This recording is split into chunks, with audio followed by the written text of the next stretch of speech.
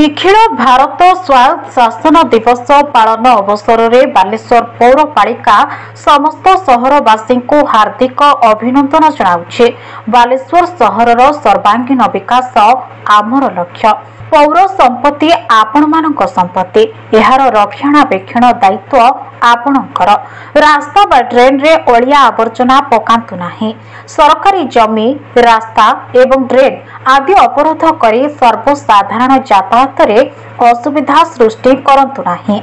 सर्वसाधारण स्थान रे बा रास्ता घाट रे गृहपालित पशु मानकु छाड़ी जनसाधारण को यातायात रे ओ चल प्रचल रे प्रतिबंधक सृष्टि करंतु नाही।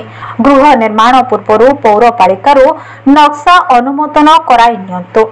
जल निष्कासन ड्रेन रे करंतु और रास्ता को सफा रखंतु। नियमित घरर टिकस दुकान, लाइसेंस फी और पौरपालिका दुकान गृह भड़ा पैठ करी पौरपालिका अर्थनैतिक प्रगति रे सहायक हुंतु। निज बासगृह परिसर को सफा रखी भूताणु जनित रोग प्रति सतर्क रुहंतु। व्यवसाय प्रतिष्ठान और बासगृह मानकरू बाहरुथबा निर्गत ओदा अलिया और सुखा अलिया एणेतेणे न पकाई प्रत्येक वार्ड को जाइथिबा स्वच्छ सवारी रे अलगा करि दियंतु। बालेश्वर पौरपालिका अंचल को आवर्जना मुक्त करंतु। समस्त व्यावसायिक प्रतिष्ठान बा अनुष्ठान परिसरर 5 मीटर परिधि रे निजे परिष्कार करंतु। आपणक निरंतर सेवारे बालेश्वर पौरपालिका।